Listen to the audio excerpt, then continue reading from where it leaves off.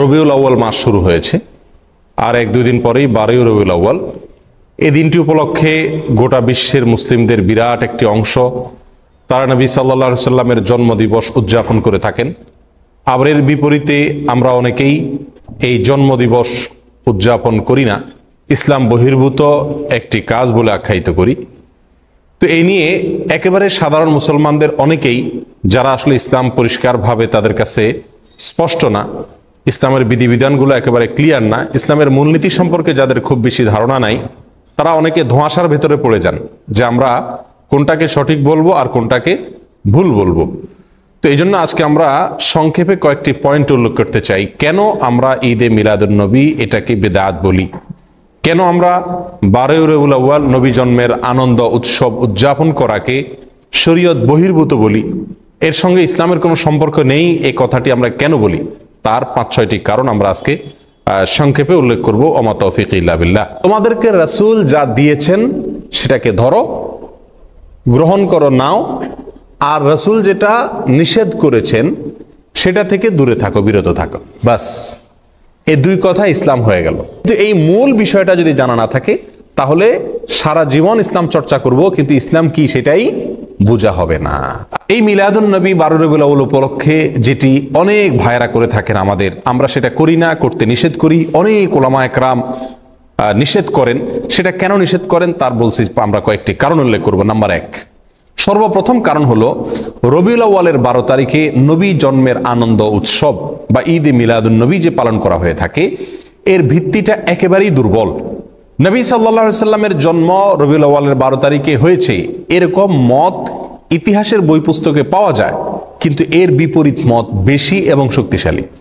নবী সাল্লাল্লাহু আলাইহি সাল্লামের জন্ম রবিউল আউয়াল মাসে হয়েছে এটা মোটামুটি প্রায় নিশ্চিত, কিন্তু এই মাসের কোন তারিখে হয়েছে সে তারিখটা নিয়ে ইতিহাসবিদদের মধ্যে নানা রকমের মত পাওয়া যায়। সবচাইতে গ্রহণযোগ্য মতগুলোর ভিতর অন্যতম হলো 9 রবিউল আউয়াল।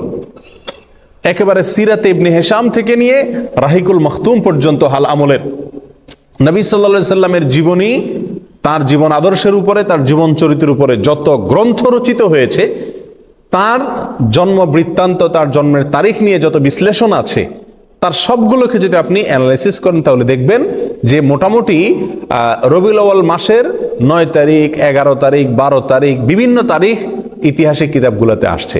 অর্থাৎ রবিউল আউয়ালের 12 তারিখেই তিনি জন্মগ্রহণ করেছেন, এই বিষয়টি কি না?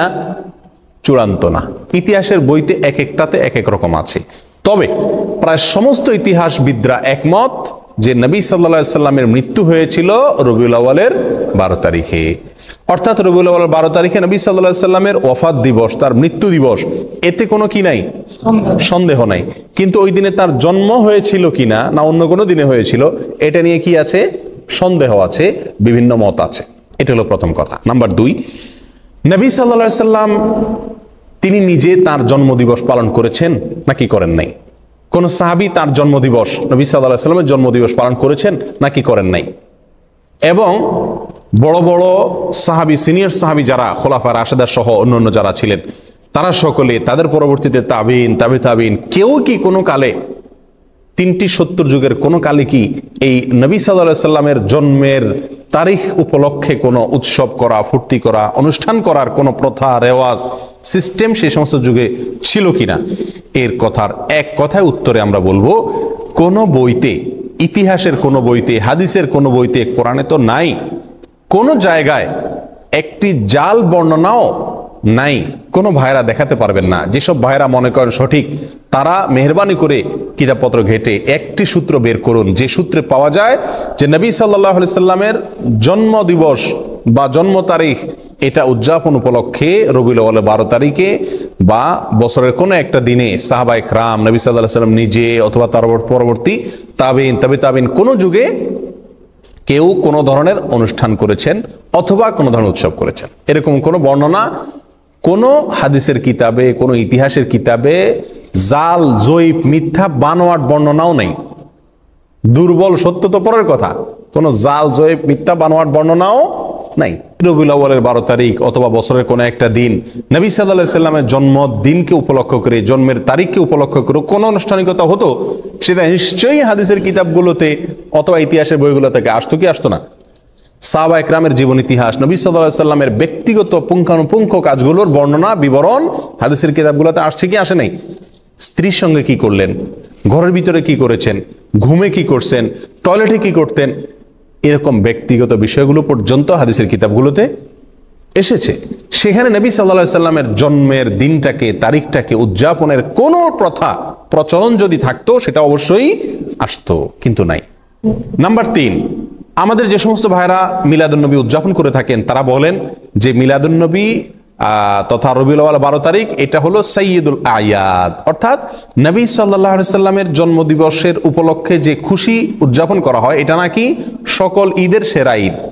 অর্থাৎ বছরে 2টা ঈদ আছে, এছাড়া আরো যত ঈদ উৎসব ফুর্তি হতে পারে সমস্ত ঈদ উৎসব ফুর্তির ভিতরে সবচেয়ে বড় ফুর্তি, সকল ঈদের শ্রেষ্ঠ সেরা ঈদ নাকি মিলাদুন্নবীর ঈদ। সেসব ভাইদের কাছে আমরা প্রশ্ন রেখে বলতে পারি যে শরীয়তে 2টা ঈদ আছে, নবী সাল্লাল্লাহু আলাইহি সাল্লাম আমাদের জন্য 2টা ঈদ রেখে গেছেন, একটা ঈদুল ফিতর আর একটা ঈদুল আজহা। এর বাইরে আরেকটা ঈদ আছে, সেটা হলো যে সাপ্তাহিক ঈদ শুক্রবারের দিন। এটাকে কোনো কোনো হাদিসে ঈদের দিন বলা হয়েছে, সপ্তাহের ঈদের দিন, গরিবের ঈদের দিন ইত্যাদি বলা হয়েছে। তাহলে শুক্রবার সাপ্তাহিক আর এছাড়া বাৎসরিক 2টি ঈদ, ঈদুল ফিতর, ঈদুল আজহা, দোনো ঈদে কি আছে? ঈদের নামাজ আছে, ঈদের নামাজ আছে, নবী সাল্লাল্লাহু আলাইহি সাল্লাম পড়েছেন। তাহলে এই রবিউল আউয়াল 12 তারিখকে যারা ঈদের দিন বলেন, শুধু ঈদের দিন না সকল ঈদের সেরা ঈদ বলেন, তাদের কাছে আমাদের প্রশ্ন হলো এই ঈদের নামাজ কয়টা বাজে পড়ায়? দোনো ঈদের একটা নামাজ আছে কিনা? এমনকি শুক্রবারেরও কি আছে? জুমার নামাজ, বিশেষ নামাজ আছে। তার রবিউল আউয়াল 12 তারিখ যদি ঈদের দিন হয়, এটা যদি উৎসবের দিন হয়, নবী জন্মের আনন্দের দিন হয়, এটা যদি সকল ঈদের সেরা ঈদ হয়, তাহলে তো এখানে নামাজ আরো বেশি থাকার কথা নাকি? এই ঈদের দিনের নামাজ কই? তাহলে বোঝা গেল এটা বানোয়াট, এটা নিজেরা আবিষ্কার করেছেন, মিশর থেকে এটা আবিষ্কার হয়েছে, এটা কোরআন এবং সুন্নাহ থেকে আসে নাই। যদি আসতো তাহলে সকল ঈদেই কি থাকে? ঈদের নামাজ থাকে। এই ঈদে ঈদের নামাজ গেল কই? আর সবচেয়ে বড় কথা হলো ঈদে বছরে 2টি ঈদ আছে আর সপ্তাহের একটা ঈদ, এর বাইরে শরীয়তে আর কোনো ঈদের ধারণা আমাদেরকে দেওয়া হয় নাই। অতএব এই দিনটাকে যদি কেউ নতুন করে ঈদের দিন মনে করেন তাহলে কেমন যেন তিনি নবী সাল্লাল্লাহু আলাইহি সাল্লামের দেওয়া 2টা ঈদে খুশি না। নবী সাল্লাল্লাহু আলাইহি সাল্লামের দেওয়া 2টা ঈদে কি না? খুশি না। উনি নবী সাল্লাল্লাহু আলাইহি সাল্লামের 2টা ঈদে পরিতৃপ্ত না, ওইটা মানতে রাজি না। এই জন্য উনি আরেকটা ঈদ কি করলেন? যুক্ত করে নিলেন। প্রিয় ভাইরা, এটা যদি সকল ঈদের সেরা ঈদ হতো তাহলে মদিনায় আসার পরে সাহাবা একরাম যখন নবী সাল্লাল্লাহু আলাইহি সাল্লামকে বললেন, ইয়া রাসূলুল্লাহ, ইহুদিরা তারা তাদের উৎসবের দিন আছে, আমাদের জন্য আপনি উৎসবের দিন ঠিক করে দেন। তাহলে নবী সাল্লাল্লাহু আলাইহি সাল্লাম সেদিন বলতে পারতেন, ঠিক আছে, তো আমার জন্মদিন তো উৎসবের দিন, এটা তোমরা করো, ফুর্তি করো। কিন্তু তা তো নবী সাল্লাল্লাহু আলাইহি সাল্লাম বলেন নাই। প্রিয় ভাইরা, কোনো জাল হাদিসও নাই। তাহলে বোঝা গেল যে এই তথাকথিত নবী জন্মের আনন্দ উদযাপন করা, এই আনন্দ উদযাপন করা এটা শরীয়তের ভিতরে আরেকটা ঈদ যুক্ত করা হয়, আর এটা কি বলা হয়? বিদআত। এটা কি বলা হয়? কি? বিদআত। নাম্বার 4, নবী সাল্লাল্লাহু আলাইহি সাল্লামের জন্মের কারণে, ওনার জন্মের কথা শুনে সর্বপ্রথম আনন্দ প্রকাশ করেছিলেন তার চাচা আবু লাহাব।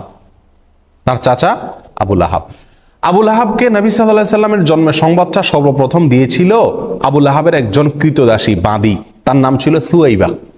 এই সুয়াইবা নামক বাঁদিয়ে দৌড়ে এসে মালিকরে, আবু লাহাবকে সংবাদ দিয়েছিল যে মালিক, সুসংবাদ নেন, আপনার যে ভাই মারা গেছেন বাচ্চা পেটে রেখে, সে ভাই আব্দুল্লাহর ঘরে ছেলে হয়েছে। নবী সাল্লাল্লাহু আলাইহি সাল্লামের জন্মের এই সুসংবাদটা দিয়েছেন সর্বপ্রথম সুয়াইবা নামক বাঁদিয়ে। কাকে? আবু লাহাবকে।